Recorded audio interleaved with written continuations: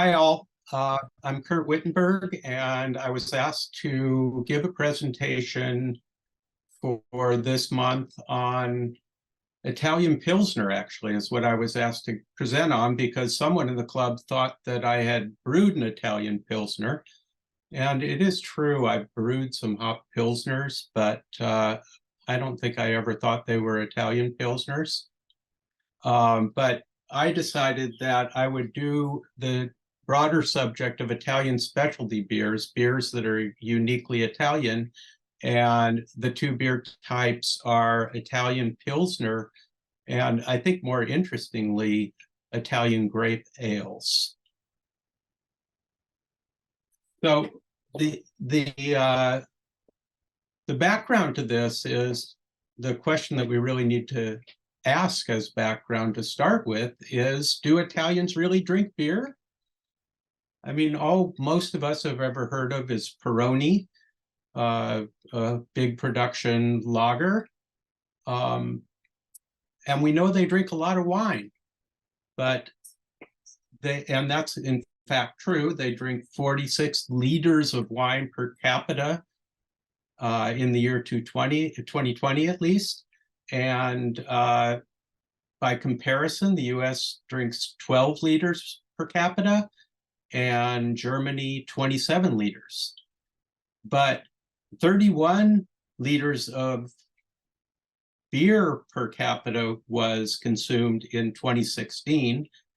That's nearly as much as they drink wine, but nowhere near as much as the US at 77 liters per capita and Germany at 99 liters per capita. So they're not as big a beer drinker as we are in the US or, of course, Germany, but they still drink a significant amount of beer.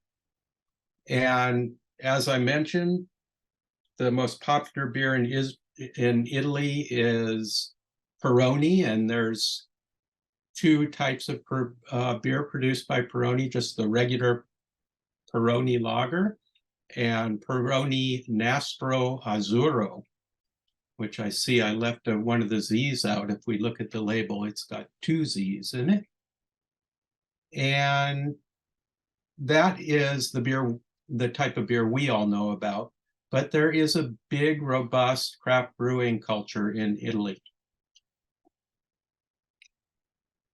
Actually, in an article from the Eater online that said these were available in the U.S. I don't think I've ever seen any of them, but there's here a British barley wine, an American pale, and of course they brew all the traditional BJCP styles. But then they have interesting things like sour ale with bitter Amarena cherries, a strong ale with baked peaches and pie spices, and an oyster stout.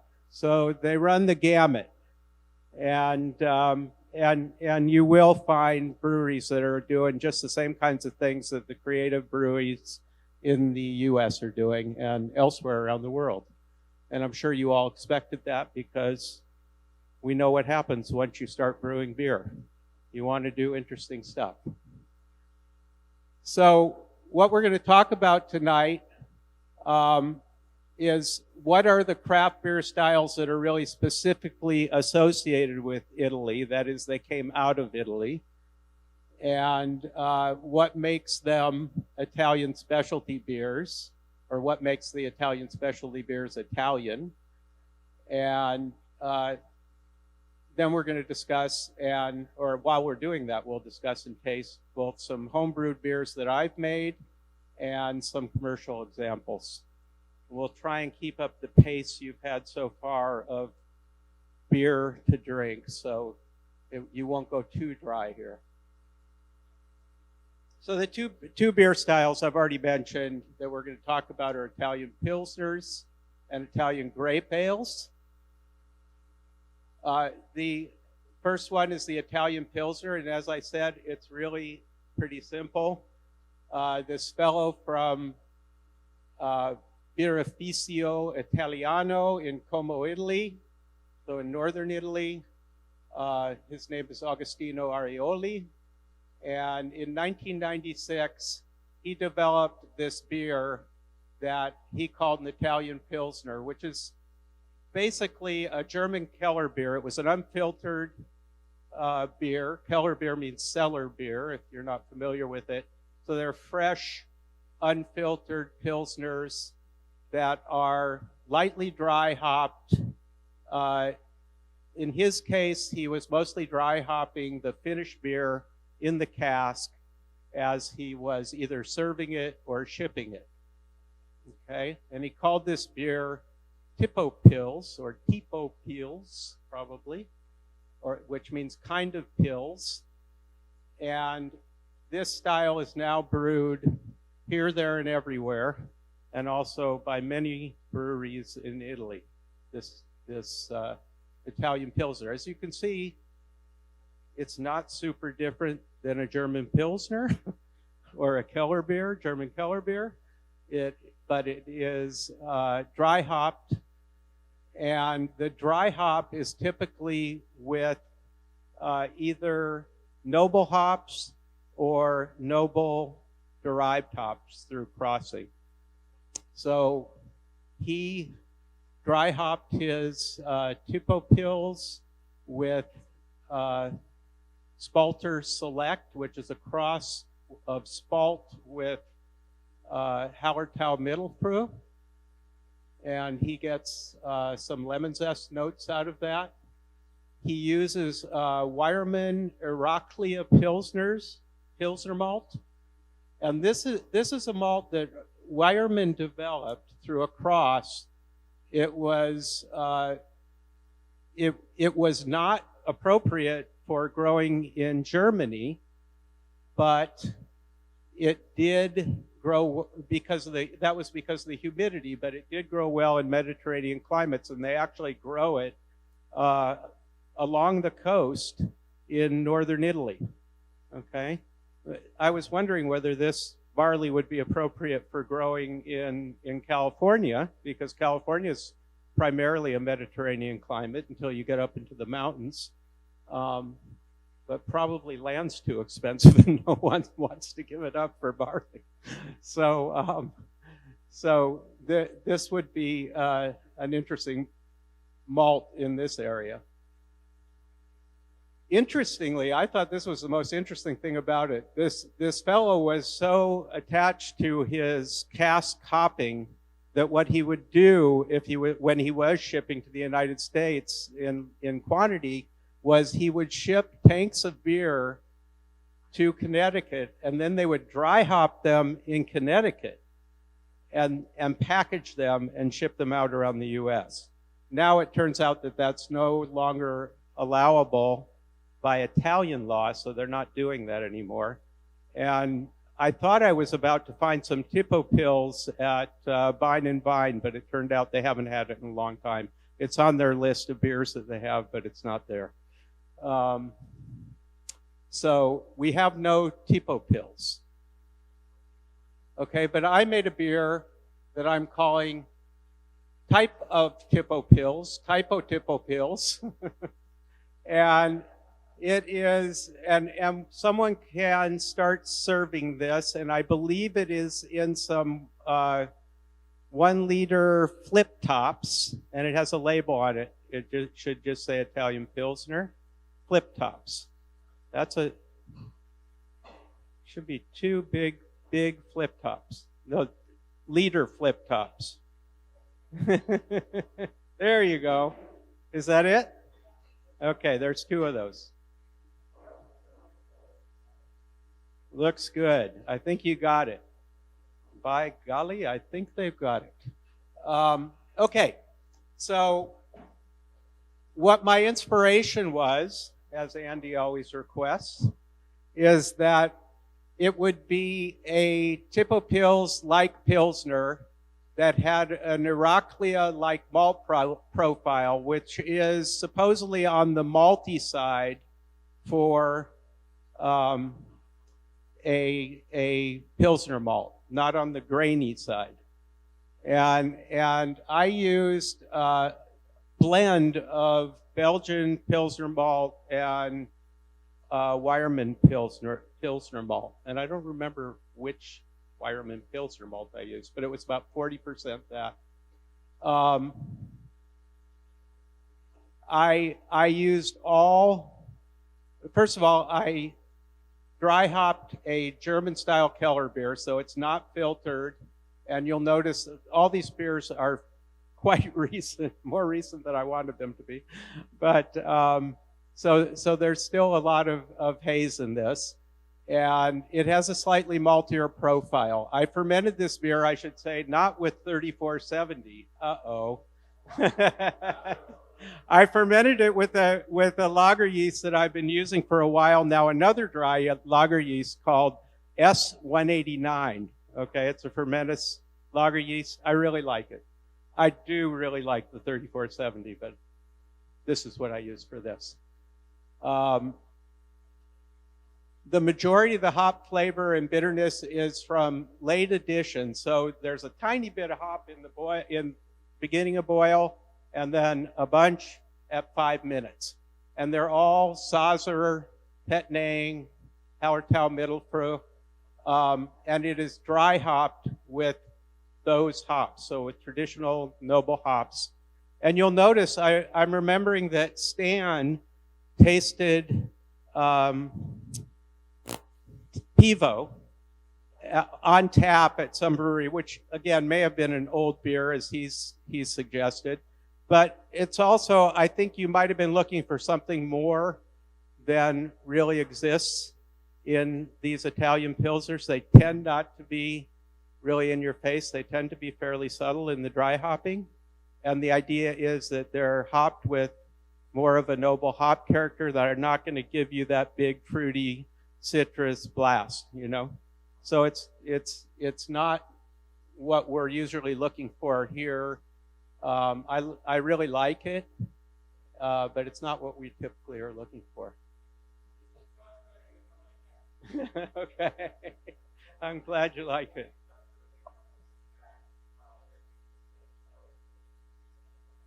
Well, we have some Pivo. We have Pivo coming up. Okay, so so I thought it'd be better to serve my beer before Pivo than after, so that I wouldn't have to live up to Pivo. The other thing that I thought was interesting is that this fellow in Italy started this beer festival that he started in Italy at his brewery, but it has now moved to the United States as well, and it's called the Pils and Love Beer Festival, and it is only Pilsners, and they don't allow, apparently, sort of our C-style hops and New Zealand fruity hops. And it's basically noble hops and their derivatives, with or without dry hopping. And it first happened in the U.S. in Portland, Maine at Oxbow Brewing, and then at the Firestone Walker Propagator in 2018 in Venice, that is Venice, California.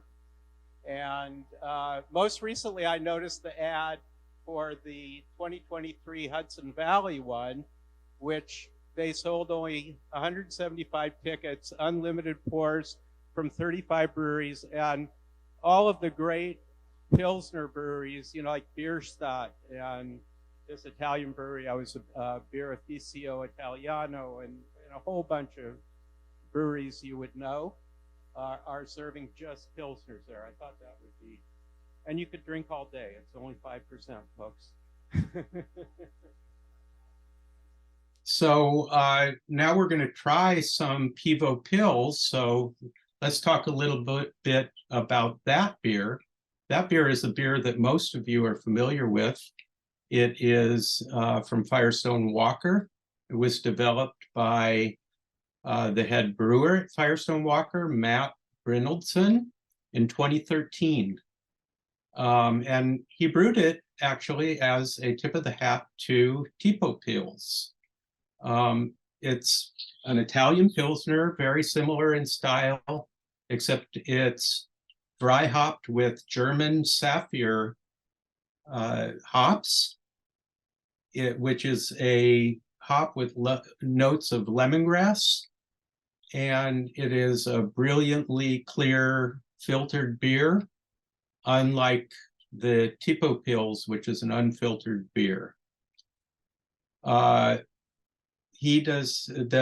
brewery doesn't specify what Pilsner malt they use, but they do use a bit of carafoam, and it's fermented with Weihenstephan 3470, which seems to be everyone's favorite lager yeast. So let's drink some, and we have to thank Sean Daniels for the Pivo Pils that we are drinking tonight. Okay, so now we're talking about the other Italian specialty group of beers, which are the grape ales. And grape ale is an interesting style, and it makes a lot of sense that it was brewed in Italy, which is a huge grape and wine producer. And it was first produced at Birrificio Montegioso and Birrificio Barley in 2006, 2007, in that area.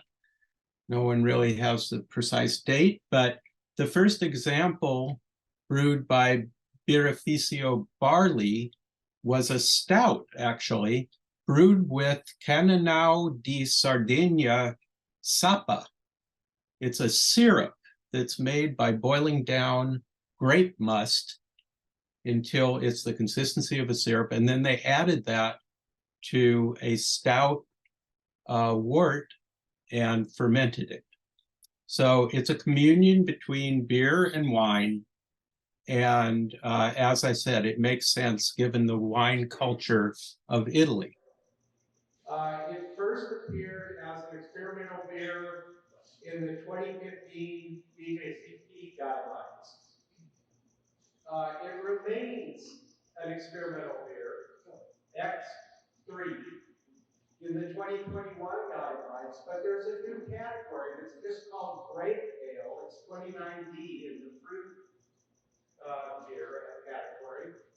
And if you look at these two things, they're almost identical, except for there's a little bit of, there's a couple of classic examples that are now American.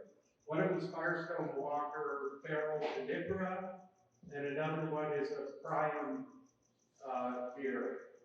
And otherwise, the guidelines are largely the same. The Italians did not take kindly to this. They really were insulted by it.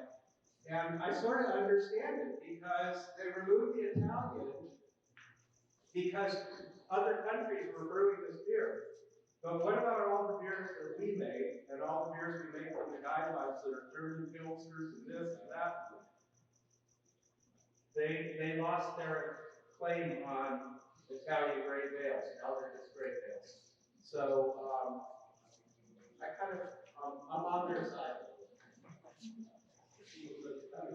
Okay, so I just tried to summarize real quickly the BJCP guidelines.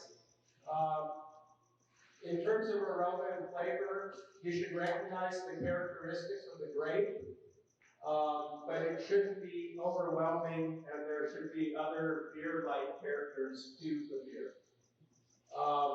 The malt characters usually restrained, and it should not be roasty or stout-like, which is kind of interesting because I just told you that one of the first grape ales was roasty and stout-like. The hop aroma can range from floral to earthy, so it's sort of British and German or saucer-style hops, and it can range from medium low to acid. Some examples can have a low wild character, so there are red versions of these beers, and they're sort of wild versions that are not sour. Okay, they shouldn't be sour, but they should be tart, as wine grapes are when they're fermented. They can be golden to ruby red, white to peak head. Clarity is generally good, but some cloudiness may be present. Medium high carbonation, low to medium body, lightly acidic but not sour, and warming in stronger examples, which many of the great pales are stronger examples because grapes have a heck of a lot of sugars. Okay? And I say there, the beers are not widely available outside of Italy. They are really hard to find. Okay, so commercial examples of great pale are not widely available. I brewed my own. You can see mine are, I wouldn't call that sub-hazy. They're very hazy. And the big problem here was that I had a really hard time getting grapes earlier in the year because we had a really cool beginning of the summer. And grapes did not ripen until very recently. And I just barely managed to grab some grapes before I ran off for a week and a half to Mexico and got back and sort of finished them up. So I say there, my homebrew examples are, in general, representative of the style. We will discuss deviations with the style as we taste them. There are some issues. So we can start passing this one out. This is Petit Manseng. It's not the small bottles, it's the larger bottles. Okay? So this is so for both of these great ales, I use a Saison base. I use the French Saison, fermented, very cool, 68, and I never let the temperature rise. And I was basically already not getting a lot of esters, but I also didn't want a lot of phenolics, and you'll be the judge of how I did there. As far as the grape goes, I used Petit Manseng, which I got from Dave Carr, who had some leftover from something he was doing with ciders and grapes. And he got the grapes from Vester Vineyards. It's a little tiny grape. It's grown in southern France. It was painted to death because I picked it off the stems. It was a lot of grapes. I had 5 pounds. I put it into 2 gallons. And this is often used for late harvest dessert wines. And it's super high in sugar, so these were 25 bricks, or about 1.102 or something like that. What I did was I juiced them just literally with my hands. I didn't use my feet. I washed my hands. And then I put them in the day after I pitched. Wait a second. The day after I pitched my yeast into my Saison base. Did you say at the beginning that they boiled this though? Concentrated it down? So you can do, I should have said that at the time. You can do anything from fresh grape juice that you press. I'm sure you can use other kinds of grape juice, bottled, whatever, but I wanted to use wine grapes. And you can go from fresh grape juice to lightly cooked grape juice to syrup made from grape juice. You can use any style of base beer that isn't dark according to or stout-like according to the guidelines. And you can add the grape juice anytime from early in the boil, throughout the boil, into the wort when it's cool, or post-fermentation. Okay. So on your Saison base, what yeast were you fermenting with on the Saison base? So the Saison was fermented with WLP 590, the French Saison yeast, which I think is supposed to be the the same as 3711. I generally don't get a lot of phenol character with 3711. I think I got a lot here. So this was the basic layout of how the fruit was treated. So I have 1.8 gallons of 1054 Saison, so it's a pretty light Saison. I actually diluted it back for that to get this. And 1.5 quarts of 1.102 grape bus plus the skins, which have a lot of fruit left in them, because I just squeezed. I fermented at 68 for 10 days with a big fresh pitch of WLP 590 that I've done a big starter on. And it started out with an OG of 1066. It fermented down to 1.04 for 8.2% beer. Okay? So that's the beer that is there for. Yeah.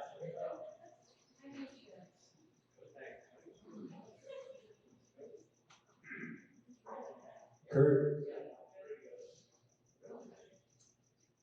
when the Italians make these, do they treat the grapes first as they would wine, where they would extract the fruit, deal with the must and the leaves, get the tannin extraction, and then add it to beer, or do they just do the whole thing at once? You know? I think that there's every range of preparation that you can imagine based on what I see. And what I did was I sort of mastered, for the red grapes, I really tried to macerate the skins and get a lot of the color out of it. For this grape, I wasn't so concerned, but I did put the grape skins were in there in a bag for the whole time. If you're going to answer this later, you can ignore me. But is there a difference between a grape ale and a beer wine hybrid? The grape ale is a beer wine hybrid. and they don't have to be co-fermented, but they can be. So this one was completely co-fermented. The fermentation was just starting. I pitched in all this. It was a really vigorous fermentation. This one I think is pretty nice. What do people think? I love it. Yeah, we made some fruitiness. We made them on fruitiness, and like I said, the base beer. I fermented some base beer straight out, so I have some of that base beer present for you. It's pretty developed, and you'll taste that in the next beer. But in this beer, it doesn't show through so much, and I really like this beer, and I like the fruitiness. Let me hear it first, Kurt. Oh. I don't particularly care for the flavor of the Saison yeasts. What would be an alternative to use? So I had one in Mexico when I was down there. So I was down in Mexico judging a pro beer competition. And we were down in Mexico City, and there's a woman there that does a lot of small batch beers. And she does some grape ales. And so I asked her if I could taste her grape ale. She had a couple cans of things left. And she had made something very, very similar to this. It was a Riesling, actually, grape. And it was done with a cream ale. And so there you don't get the influence of a whole other flavor set that you get from a Saison. But they use a lot of Belgian styles for their grape ales in Italy. So you said you crushed grapes with your hands, not your feet. But did you do anything sanitary to Camden tablet or anything with that before you had her, or just went wild with it? Oh, I did to both sets of grapes. I gave them a quick dip in star sand. They were on the stems. I literally had earwigs and little beans from spider crawling up my arm while I was but I already ground them in a little bit of star sand, and then I washed real quickly in some really hot water. I don't know that I accomplished a thing, because like I said, I had earwigs crawling out of lots of grapes. And you probably have some of that in your beer. That's some protein. Okay, so anything else about this one? Okay. Okay, so the next beer, I made with Mourvedre grapes. I believe that's the French name for a grape that originated in Spain, which is known as Monastro in Spain. And it's grown all around. It grows in the U.S. I got it from Billy Belts from Lost Cause, which was a suggestion of Dave Parr, because he had just gotten some grapes from Billy. Because Billy, if you don't know, is starting a winery. And it's called Oddish Winery, O-D-D-I-S-H. And the source of the name is that they're making wines using primarily grapes, but then with other flavor additives like he does with his meats.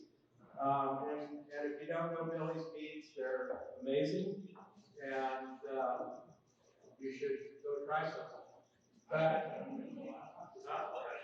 Is it, are you serving? Oh, okay. I'm sorry. I thought they had to start serving. Okay. Okay, good. How is it?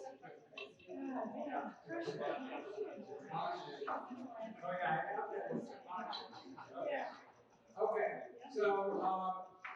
so Billy gave me 10 pounds of Mourvedre grapes. I had 2 gallons of Saison, but at this point, it was right before I left for Mexico, literally the day before, that he finally got the grapes. And I crushed them and put them in to 2 gallons. So 10 gallons, 10 pounds and 2 gallons. It was 3 quarts of 1095 juice. I lightly macerated the skins. And again, I added post-fermentation. It just took off. By the next morning, I was leaving on my trip and it was just fermenting away. So we're going to taste the move over Mourvedre. And it started with the same Saison wort, 3 quarts, or 2.6 quarts actually, of the must and all the pomace. I fermented it 68 for 7 days with, this was at post-fermentation. So I didn't do another pitch. And I guess what I'm saying, I fermented the Saison for 7 days with fresh bits and then added the must and skins and went for 10 days while okay? It started at 1064. This thing went down to 0.98. Okay? The predicted ABV is 10.5. And I have my little friend here who's expressing his opinion of the phenolic flavors in this beer. I get a lot of phenolic character that I think really interferes, and I think you can make your own judgment on that.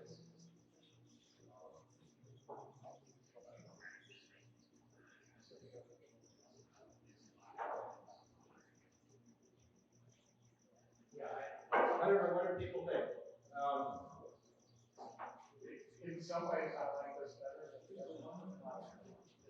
some ways, I like this better than the first one we had. I just feel like maybe the grape is a little bit over dominant over the Saison, all the nice Saison flavors that you would get. But I feel like it might be a better match for your Saison than the white grape. Yeah, and I would agree that I like, first of all, the berry character comes through a huge amount in this. We have 10 pounds of fruit in 2 gallons. But I find it really muddy. The flavor profile really muddy. It's not purely, a bright grape flavor, but maybe if that's what you're after, great.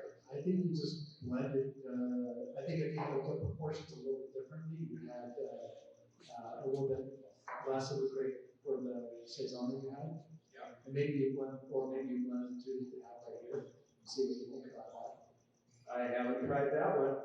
That's an interesting idea. Anyone else have anything? You know, or we were discussing that maybe interested to try this with like a St. Joe Basil grape, something because Avenger is a big ballsy wine, and maybe a St. Joe Basil could be a little bit more complimentary to the Saison. I agree with that too. It's got a little bit more tartness, and the body's not quite as serious. Yeah, but I don't think what you're tasting is tannins, because it tastes just like the Saison. Okay, good. Well, I was originally completely disparaging about these. I was getting a lot of vanilla character tonight, not so much, and people are reflecting on that. Okay, so we have to have 2 more beers. One of them is something I bought because I couldn't find any commercial grape ales or Italian grape ales. No commercial grape ales or Italian grape ales, but I could find lots of sours with grapes, and I happened to run over yesterday to see if San Diego Beer and Wine had any, or wine and beer, I think they call it, had any grape ales, and they had an amazing selection of both imported and domestic lambics and wild ales, and I picked up a wild ale from the Guard. I have, unfortunately, not a lot of it. I have about 50 ounces or something like that, two 750s, and it is a Syrah. It is a spontaneous wild ale with Syrah grapes. It was aged for 4 years. And I was told it was great, and we're going to find out. So I just bought this as kind of a bonus beer. It's called the Serene Reserve from the Guard, Oregon. They have a whole bunch of Guard beers if you're a fan of the Guard. And let's try it.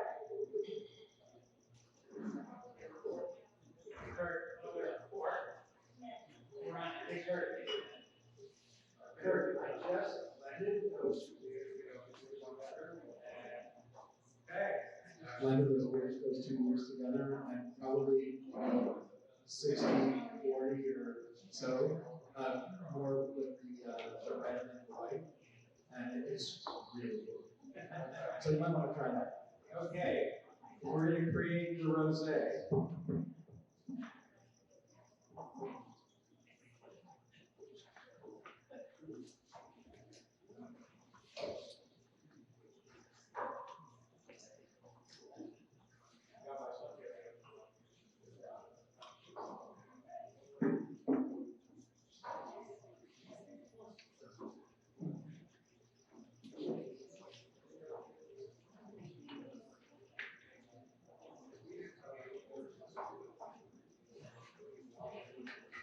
I have a comment while we're pouring.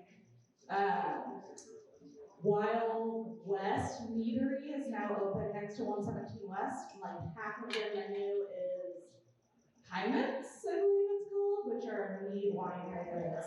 So that could be a fun tasting to follow up this presentation if anybody wants. And they were all really good. Gonna add that in there.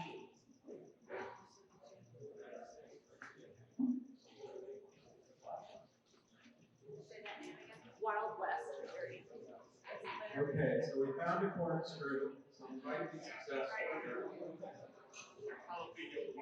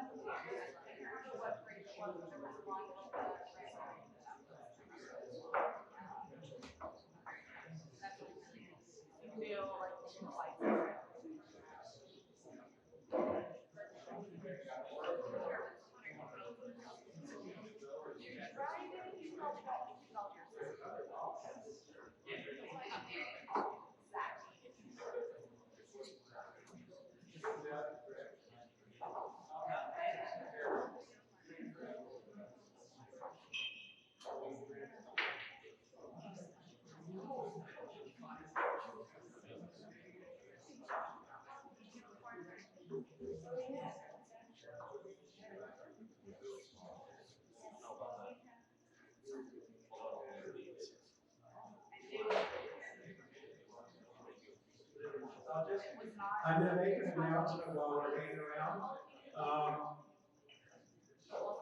If you're a BJCP judge and you like to judge beer,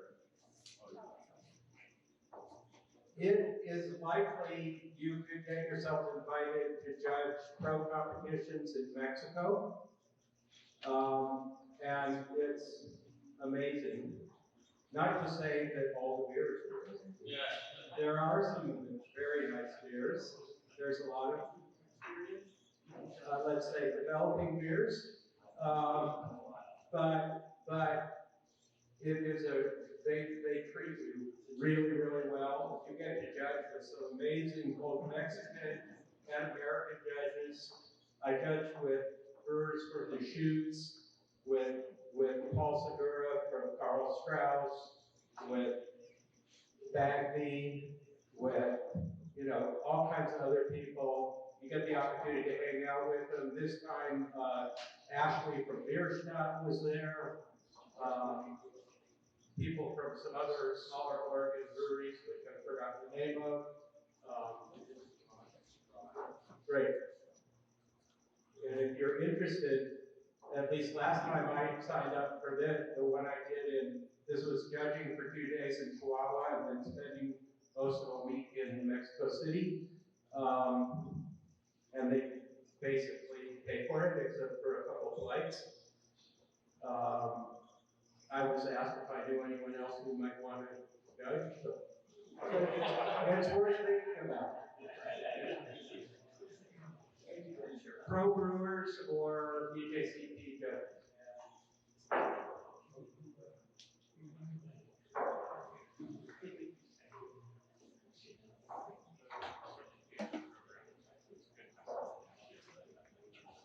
What are we thinking of Serene Reserve?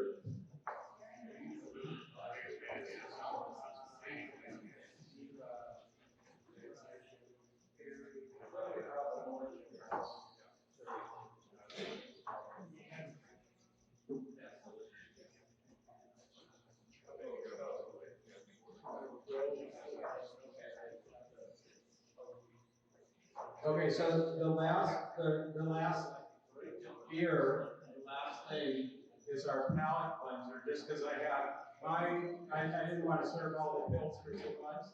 So we have another Italian Pilsner that Andy pointed out to me that Holiday Wine Cellar has called Pairs Well with Pizza, which I think is a great name. I think that Ryan on the Quaff Bread was commenting on a pizza beer, so maybe this beer will go well with that beer.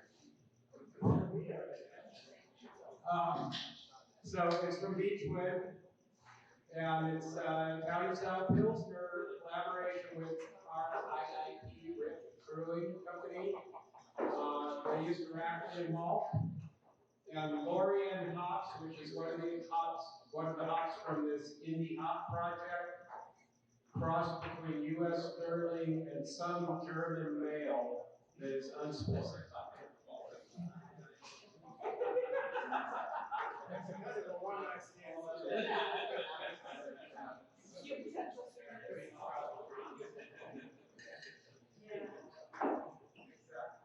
Yeasties? They're so pretty.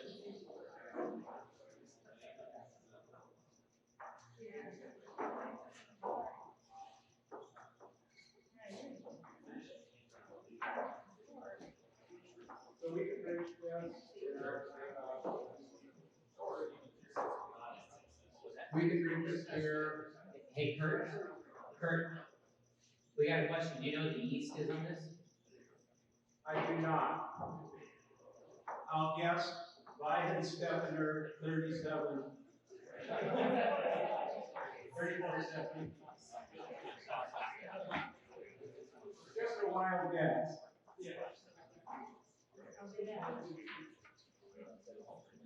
And there's plenty of this, and I think plenty of Pivo if you'd like another sip of it all.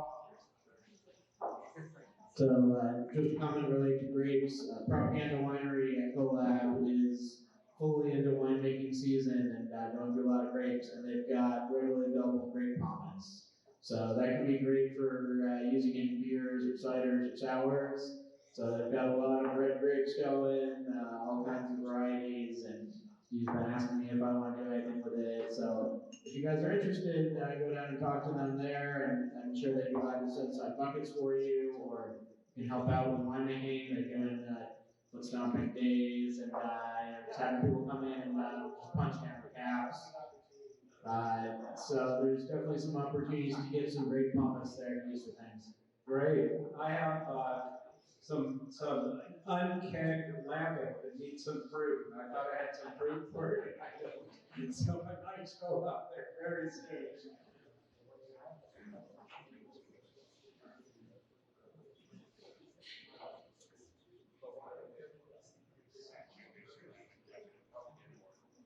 I found this beer much more, the hop profile would be much more in your face, more our style, what we're used to.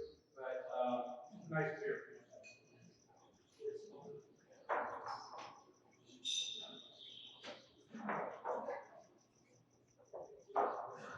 Okay, if there's no more questions, that's I think it's probably social. Question? Not so much a question, but I like the fact that you can have grapes at any point in this group. That's fantastic, you know, it gives you a lot of flexibility. And I think you can do that with just about any fruit.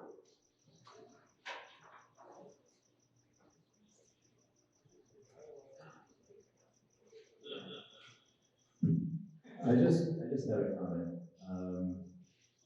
Wanted to say thank you for all the effort that you obviously went to pull this together tonight. It wasn't just not only trying to find the rare styles that you were presenting commercially, but also bring your own, and nice effort. Really appreciate it. Thank you so much.